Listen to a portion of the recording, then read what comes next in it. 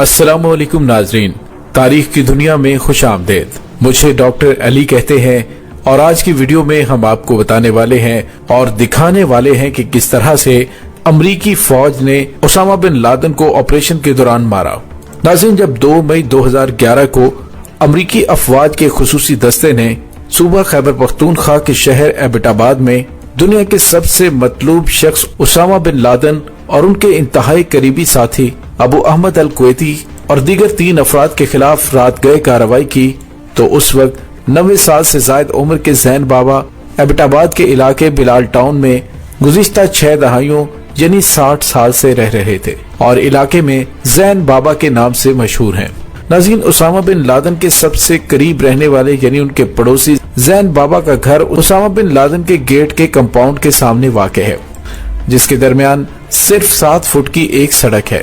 जैन बाबा ने बताया कि उनकी याददाश्त अब काफी कमजोर हो चुकी है, कुव्वत समात भी अच्छी नहीं है, लेकिन बहुत कुछ भूल जाने के बावजूद उन्हें 2 मई 2011 की रात का वाकया अच्छी तरह से याद है। जैन बाबा बताते हैं कि मैं उस रात मामूल के मुताबिक अपने घर के बरामदे में सो रहा था।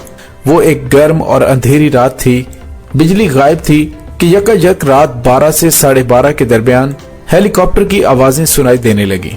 वो बिल्कुल मेरे घर की छत पर परवाज कर रहे थे, जिससे मेरी चादरें भी उड़कर पता नहीं कहां चली गई। उन्होंने बताया कि ये कुछ 3 हेलीकॉप्टर थे, जिसमें एक डबल परों वाला था, जबकि 2 बाकी दूसरे हेलीकॉप्टर्स थे। इस दौरान परवाज करते हुए एक हेलीकॉप्टर कोठी की छत पर रुका था, जिसमें से वहां पर फौजी उतरे। दूसरे ने उन खेतों में जहां मैंने आलू काश्त कर रखे थे वहां पर कुछ फौजी उतारे और तीसरा हेलीकॉप्टर मेरे घर के करीब खाली प्लॉट पर उतरा। इस दौरान एक हेलीकॉप्टर शहर के ऊपर आया तो न जाने क्या हुआ, इंतहाई तेजी से दरख्तों के दरमियान से गुजरते हुए कोठी की दीवार के पास जाकर टकरा गया। ये पता नहीं चल सका कि उसमें पायलट बच गया था या मर गया था। जैन बाबा बताते हैं कि बाद में उन्होंने सड़क पर दौड़ने की आवाजें सुनी। इस दौरान 2 मरतबा उन फौजियों ने मेरे घर के गेट को भी खोलना चाहा, जबकि छत से भी बूटों की आवाजें आ रही थीं। इस दौरान बकिया फौजियों ने कोठी के गेट को खोलना शुरू किया और तोड़ना चाहा, मगर वो इसमें नाकाम रहे तो उन्होंने हैंड ग्रेनेड फेंककर गेट को तोड़ डाला, जिसका एक टुकड़ा मेरे घर के बरामदे में आन गिरा, जो अगली सुबह मैंने पाकिस्तानी हुकाम के हवाले किया था। जैन बाबा के मुताबिक कुछ फौजी अंदर चले गए और कुछ बाहर रह गए।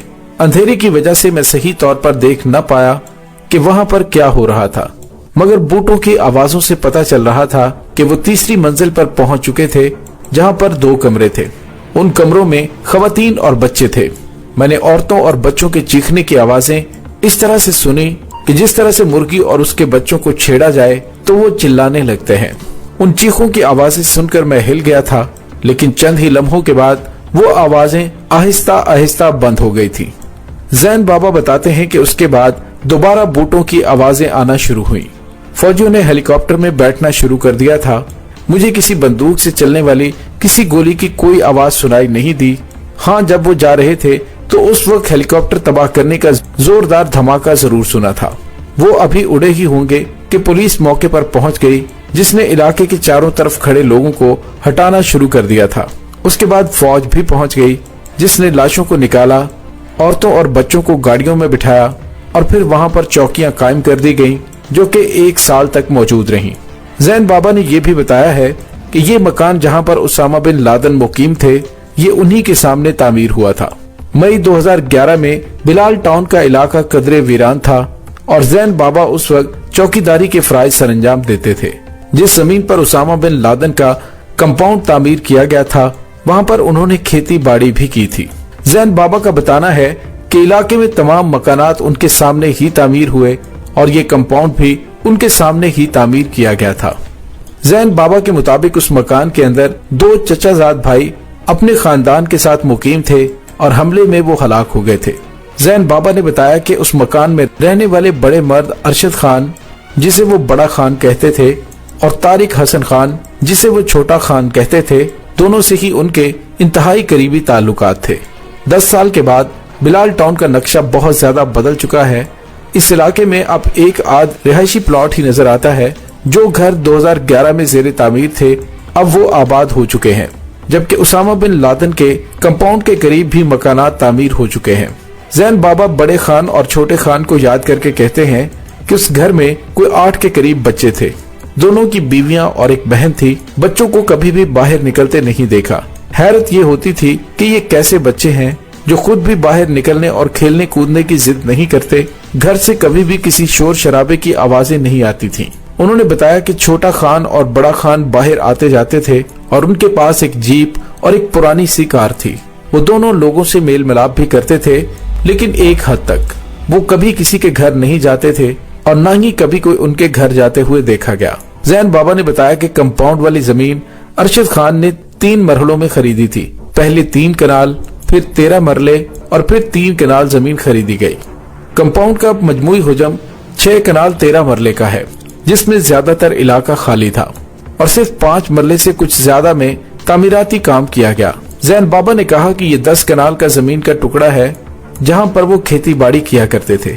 उनके मुताबिक सन 2002 और 2003 में जमीन के असल मालिकान ने ये जमीन प्रॉपर्टी डीलर को 3,75,000 रुपए फी कनाल में फरोख्त कर दी थी। जमीन हासिल करने के बाद प्रॉपर्टी डीलर मेरे पास आया कि वो इस पर प्लॉटिंग करना चाहता है, तो मैंने उसे बताया कि हमने अभी आलू लगा रखे हैं, जब वो तैयार हो जाए तो आप फिर आइएगा। अभी ये जमीन मैं तुम्हारे हवाले नहीं कर सकता। उसके 3 महीने बाद वो प्रॉपर्टी डीलर दोबारा आया और उसने जमीन की फरोख्त का सिलसिला शुरू कर दिया। जैन बाबा ने कहा कि बड़े खान ने जमीन हासिल करने के बाद फिलफौर तामीराती काम का आगाज कर दिया। दीवारें अभी 4 फीट तक ही हुई थी, तो एक रोज ठेकेदार, मिस्त्री और मेरी मौजूदगी में बड़े खान ने कहा, मुझसे बहुत बड़ी गलती हो चुकी है। ठेकेदार के सवाल पर उन्होंने कहा कि हुजरा भी बनाना है। जिसके बाद बड़े खान ने दोबारा प्रॉपर्टी डीलर से राबिता किया और उसने मजीद 13 मरले जमीन 7 लाख रुपए फी कनाल के हिसाब से हासिल की। हालांकि उससे पहले उन्होंने 3 कनाल जमीन 5 लाख रुपए फी कनाल में हासिल की थी। जैन बाबा के मुताबिक अभी तामीराती काम जारी ही था कि बड़े खान ने मजीद जमीन हासिल करने का प्रोग्राम बना लिया और इस मर्तबा उन्होंने सवाबी के एक डॉक्टर के साथ राबिता कायम किया, जिन्होंने उनके मकान के साथ मुल्हिका 3 कनाल की जमीन खरीदी थी। उस डॉक्टर ने भी बड़े खान के साथ 7 लाख रुपए फी कनाल के हिसाब से जमीन बेचने की बात कर ली थी। अगले 1.5 साल तक लगातार काम करने के बाद ये कोठी मुकम्मल हो चुकी थी।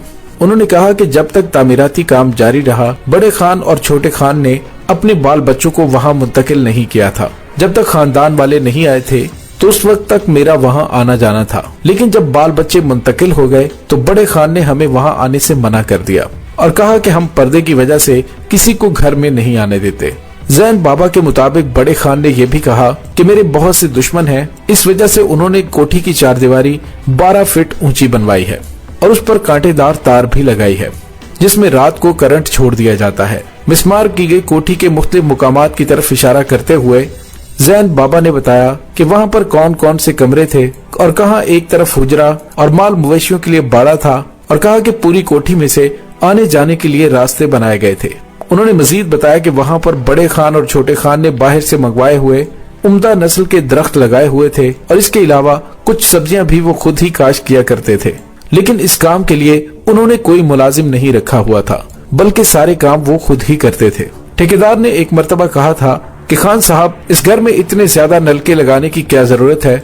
तो बड़े खान ने जवाब दिया कि हम यहाँ पर दरख्त लगाएंगे, सब्जियां उगाएंगे, माल मवेशी रखेंगे तो उनको सहूलत के साथ पानी फराहम करेंगे। उसके बाद ठेकेदार खामोश हो गया था। जैन बाबा ने बताया कि बड़े खान ने कोठी के तमाम काम बहुत अच्छे तरीके से करवाए थे। हर चीज की क्वालिटी का बहुत ख्याल रखा गया था और ठेकेदार मौजूद होने के बावजूद सब कुछ बड़े खान अपनी निगरानी में करवाते थे। जैन बाबा कहते हैं कि इस कोठी पर इतना जबरदस्त काम हुआ था कि जब इस कोठी को गिराया जा रहा था तो पहले रोज 2 बड़ी मशीनें आई थीं, जिन्होंने उसको गिराना चाहा तो वो नाकाम हो गई थीं। उसके बाद वहाँ पे नस्ब स्तूनों को काटा गया और फिर मशीनें गिराने के लिए दोबारा आन पहुंची। उन्होंने बताया कि जब कोठी को गिराया गया तो ठेकेदार वहां से कई दिन तक मलबा उठाता रहा और एक दिन उसने बाकी बच जाने वाला मलबा छोड़ दिया और कहा कि अब मैं थक चुका हूँ। उसके बाद लोगों ने ईंटें और दीगर मलबा उठाना शुरू कर दिया और वो अपने साथ कोठी के कीमती दरख्त भी उखाड़ कर ले गए।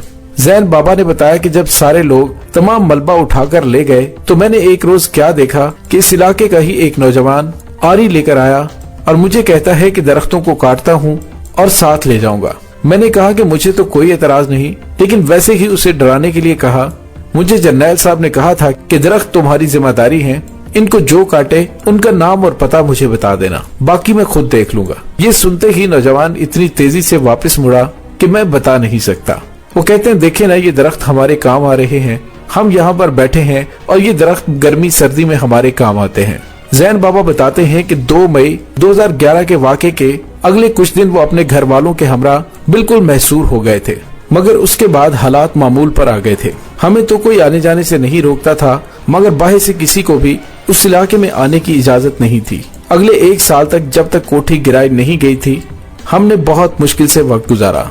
जैन बाबा कहते हैं कि हेलीकॉप्टरों ने उनका बहुत ज्यादा नुकसान कर दिया।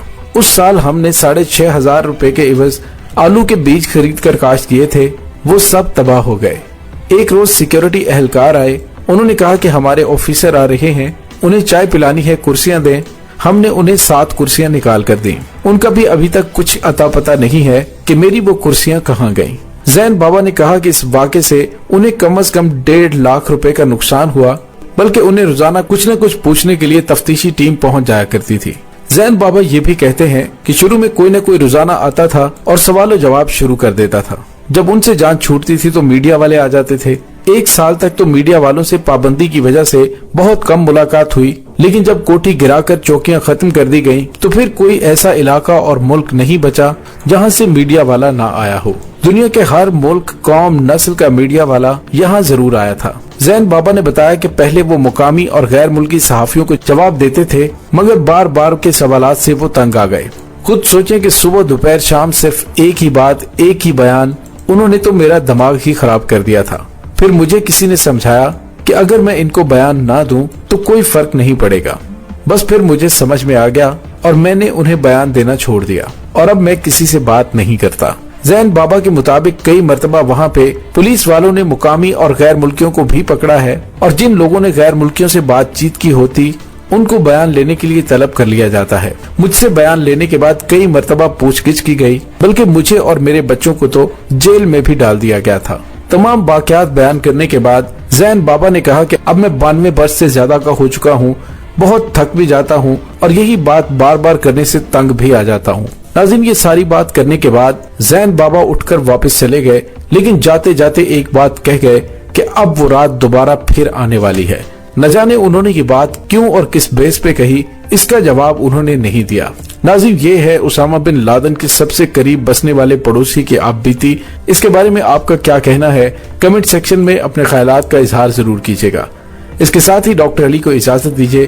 पाक फौज जिंदाबाद, पाकिस्तान पाइंदाबाद, पाकिस्तान के गुमनाम हीरोज को सलाम, अल्लाह वारिस।